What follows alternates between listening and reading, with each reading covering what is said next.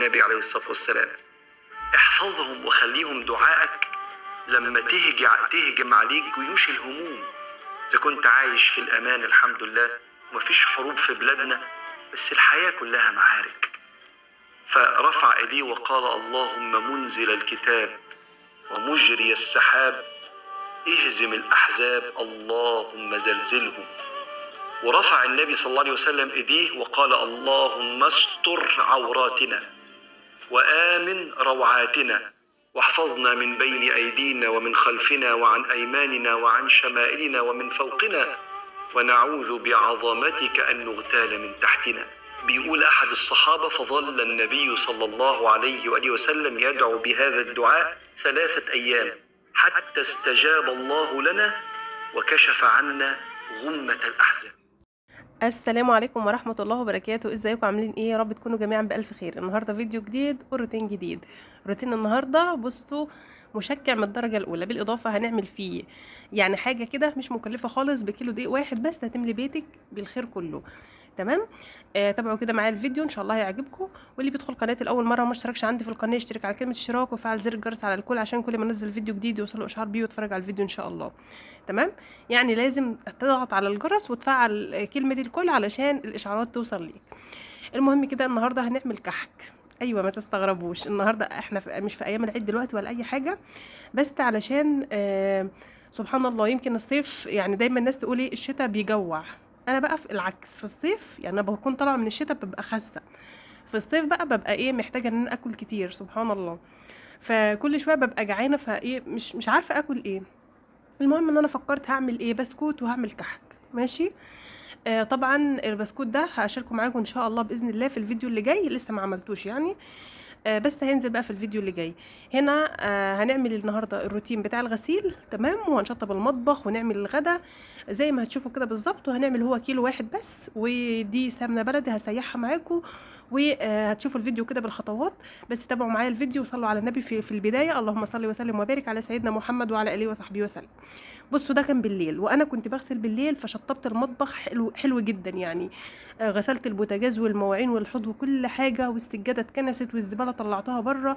يعني ان انا كنت نايمه والمطبخ كان حلو قوي. صحينا تاني يوم فطرنا الحمد لله. طبعا انا كنت عارفه، كنت امبارح كنت عامله سمك بس ما نزلتوش معاكم تمام. فالنهارده قلت اعمل اكله اقتصاديه ماشي، علشان بقى ايه كل يوم لحمه سمك فراخ، فبالتالي عايزين حاجه ايه كده توفر يعني معانا. هو قلت النهارده هعمل ايه بصاره وهعمل جنبه بتنجان، وبما ان احنا هنسيح السمنه البلدي فهيبقى عندنا مرته فيبقى الاكل حلو يعني. تمام. هو كان ما شاء الله جميل جدا. بصوا بقى عندي السمنه البلدي دي كنت جبتها معاكم من زمان في الشتاء اصلا، بس انا حطاها في الفريزر. فانا بطلع ده ممكن يبقى نص كيلو كيلو الا ربع، بسيح واحد واحد يعني مش لازم ايه اسيحها كلها مع بعض. ودي السمنه دي سمنه برضو كانت عندي في الفريزر، بس دي السمنه اللي احنا بنشتريها بقى من الايه من الدكان يعني، كريستال جنه كده، دي كانت كريستال تمام. الكيلو منها دلوقتي حوالي ب 85 جنيه. البلدي دي كانت وقتها كان ب 200 جنيه.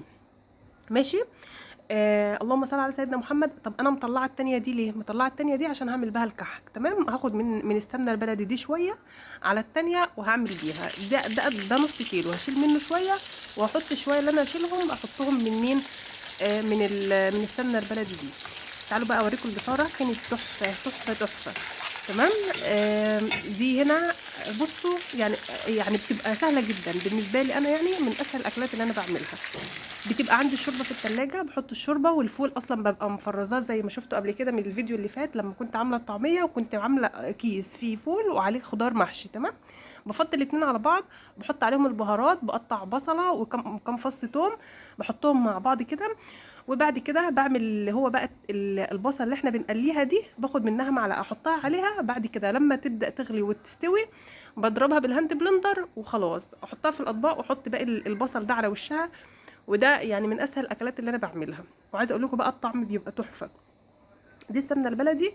وعايزه اقول لكم الرغاوه اللي على الوش ديت في ناس بتشيلها ترميها، طبعا لا، الرغاوه دي كمان شويه هي لما بتسيح بتبقى هي المرته بقى بتاعتها.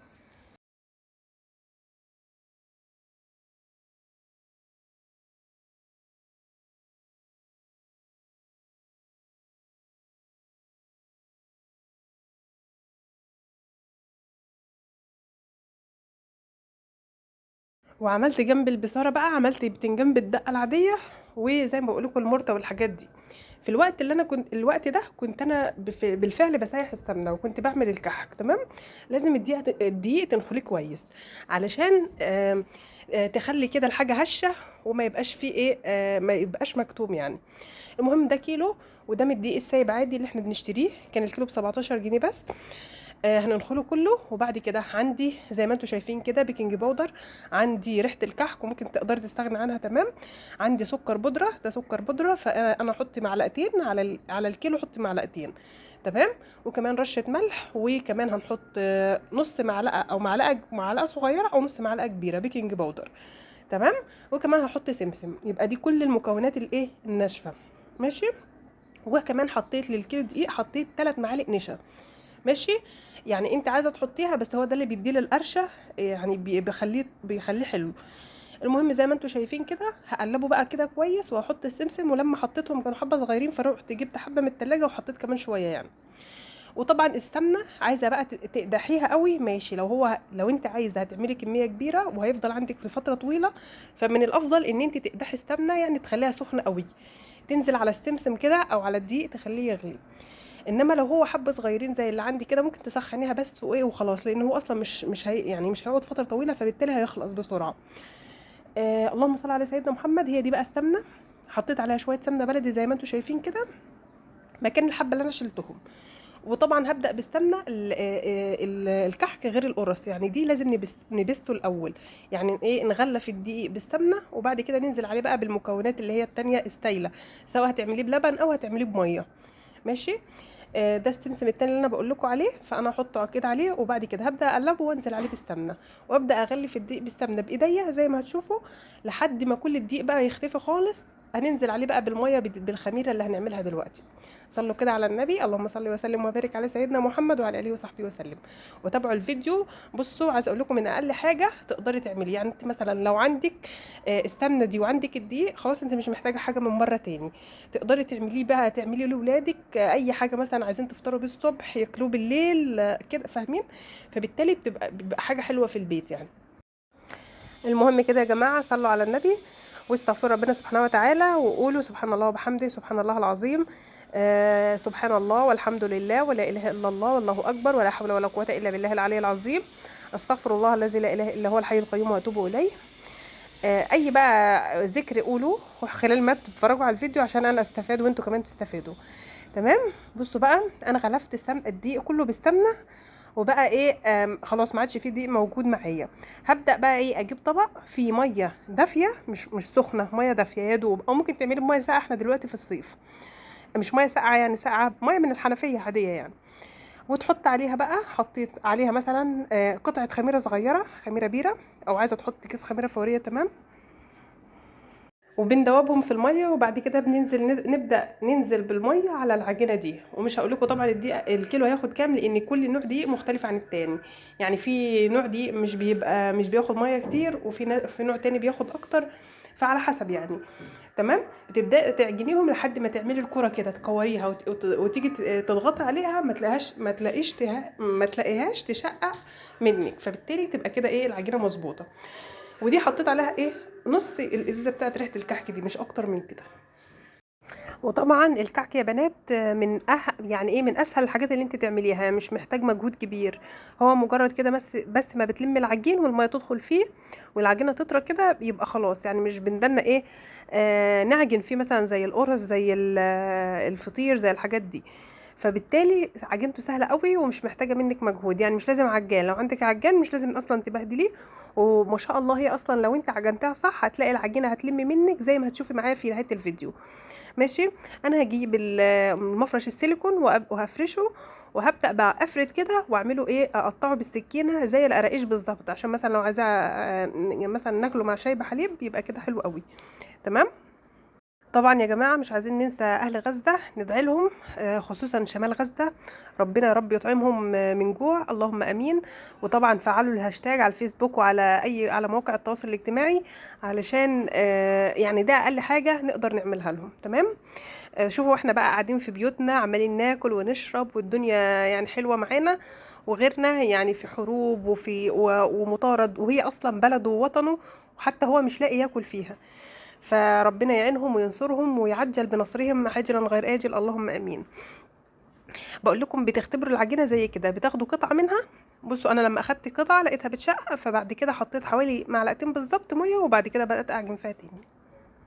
طبعا يا جماعه تقدروا تشكلوه زي ما انتوا عايزين، يعني مثلا تعملوه كحك اللي هو ايه بيبقى مدور كده وفيه حته ما يعني ايه متفرغه من جوه. تعملوه زي ما انا عملت كده اللي هو الطويل، تعملوه كحك عادي، تعملوه اللي هو بالاشكال بتاعت الكحك ديت. تعملوه كحك صغير وتنقشوه عادي. بصوا هو ده الكحك بتاع العيد بالظبط. والله يا جماعه مقاديره حلوه جدا وطالع الله اكبر بسم الله ما شاء الله. فبالتالي يعني انا بنصحكم، يعني لو حبيتي ان انت تعملي دلوقتي اعملي. بصوا جميل جدا وموفر وكل حاجه. زي ما قلت لكم كده ان احنا هنقطعهم بالطريقه، باي طريقه انتوا عايزينها قطعوها. ماشي. طبعا كده صلوا معايا على النبي. ويعني لو حابين تقوموا وتعملوا حاجات زي كده حلوه جدا في البيت. ماشي. طبعا الروتين بتاعنا مش على قد ان احنا عملنا كحك وبس، لا ده انا غسلت الهدوم، هتشوفوها دلوقتي معاكم، وشطبت المطبخ مرتين والله العظيم.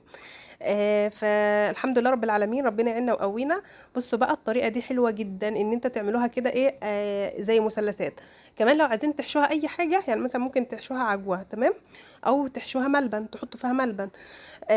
بنعمل كده، بنفردها زي ما انتم شايفين كده، بس بنرققها اكتر من كده شويه، ونفرد عليها طبقه من العجوه او طبقه من الملبن. وبعد كده نبدا نبرمها ونبططها، وبعد كده نبدا نقطعها برضو، يعني على حسب. بصوا انا عندي البلح بس مش عجوه، عندي بلح يعني ايه من السنه اللي فاتت، كنت عملته ازاي، كنت عملته برضو معاكم خلال الفيديوهات. وبعد كده بس انا بصراحه مش عايزه احط فيها اي حاجه، ولادي بيطلعوا العجوه اللي فيها وياكلوها ويسيبوا لي بقى ايه يسيبوها كده. فانا لما اعملها كده هم هياكلوها كده وبس، من غير ما حد يعمل فيها اي حاجه. تمام. اللي هي التانية بقى القرقش اللي بتبقى بعجوة دي برضو بتبقى حلوة جدا، وممكن تعملها بلبن رايب او لبن عادي، وممكن تعملها بمية زي ما احنا عاملينها كده. هبدأ احطها كده في الصواني، وبصوا حاجة جميلة جدا والله العظيم يا جماعة، ما خدتش معايا نص ساعة. وفي التسوية اخدت 10 دقايق بالظبط او اقل كمان، لان هم اصلا عدد صواني صغيرة، يعني 5 صواني بس، الكيلو طلع لي 5 صواني. بس حلوين برضو، عبال ما اعمل برضو شوية بسكوت جنبهم. هيبقى او ممكن اعمل قرص كمان لو عملت كيلو برضو واحد. فبالتالي ما شاء الله هتلاقوا الحاجات عندكم كتير. عملتوا حاجات في البيت من غير ما ايه ما يعني لو احنا نطلع نشتري الحاجات دي من بره اقل حاجه، بالاضافه ان الجوده بتاعتها مش زي كده، ولا بتبقى مخدومه برضو زي الحاجات زي ما انت بتعمليها في البيت. فبالتالي انت وفرتي كتير جدا. يعني انا بتهيألي الكحك ده بره مش عارفه يعني حوالي ب100 او 100 وحاجه. انا كنت شاريه في العيد الصغير، بس ما كنتش شاريه الكحك، يعني كان ب105. تمام. ومش كيلو بقى كتير كده، لا ده كيلو على الوزن يعني. المهم انا ايه مش لاقي حاجه، طبعا مش عندي منقاش ولا حاجه، هشتري واحد ان شاء الله دلوقتي، يعني كمان شويه كده انا نازله اجيب شويه حاجات، لو افتكرت هجيب واحد. تمام. معلش فصلت الفيديو رجعت تاني. انا عايزه اقول لكم ان الفيديو ده زي ما يكون عليه نحس، مش عارفه ولا ايه، فصلت الفيديو عشان اسجله اكتر من 20 مره. الحمد لله رب العالمين، يا رب يتم على خير يعني. المهم كده هعملهم بالشوكه زي ما انتم شايفين، وهبدا ادخلهم في الفرن. زي ما بقول لكم ما خدوش في الفرن حوالي بالظبط 3 يعني 10 دقايق بالظبط، وكانوا كلهم خلصانين. بس لازم تكوني مشغله الفرن درجه حراره عاليه من فوق ومن تحت. ماشي. وده طبعا شكله بعد ما خلصت خالص. بعد ما خلصت بقى دخلت ايه طبعا حطيت السمنه البلدي هنا في البرطمان ده. بصوا البرطمان ده كيلو، هو اقل من كيلو بشويه، يعني مثلا نقول ده كان كيلو الا ربع مثلا. ودخلت بقى على المواعين، ما جبتهاش معاكم بقى، قلت ايه عشان الفيديو ما يبقاش طويل قوي. قمت انا غسلاها لوحدي، وقلت اوريكم بقى الخطوات النهائيه. ده الغسيل بقى. الغساله كانت في اليوم اللي قبله، علشان تبقوا واخدين بالكم مش كل الحاجات دي احنا دلوقتي، اصلا كنت بعمل في الظهريه فكان الجو حر قوي يعني. كنت مشغله غساله بقى، كان عندي كميه غسيل كبيره، قلت هشغلها بشارك بس معاكم كده، بشجعكم يعني، بقول لكم ان في شغل كتير قوي يعني في البيت، سواء عندي والله او اكيد عندكم. تشجعي كده وقومي تستعيني بالله وخلاص اللي عندك، وتقدري ان انت كمان تعملي حاجه حلوه في البيت باقل التكاليف، وان انت تقدري تخلصي شغل بيتك وتهتمي ببيتك وولادك ايه بصي انت عارفه اللي هو ايه، يبقى باله كله مشغول. كل ما يبقى عندك حاجات ان انت تشغلي نفسك بيها، كل ما يبقى بالك مش مشغول بحد، ما بتفكريش في حد، ما حدش يجي على بالك. تمام. ودي اصلا الهدف يعني. لما كل ما يبقى عندك انجازات كتير حتى لو مش هتحققي منها حاجه، لكن انت اللي كسبانه. ليه بقى؟ لان بالك بيبقى كده، بيبقى عندك كده شغف، الوقت مش بيضيع وخلاص، لا ده انت بتعملي فيها حاجه، بتخلصي حاجه مثلا معينه. فبالتالي يعني ان شاء الله ربنا يجازينا ويجازيكم الف خير على اللي احنا بنعمله. بصوا بقى، دي كانت الهدوم كنت نشرتها. وما شاء الله طبعا انا عندي النشير ده يعني مرحله مهمه لازم اهتم بيها. يعني مش بحط الهدوم كده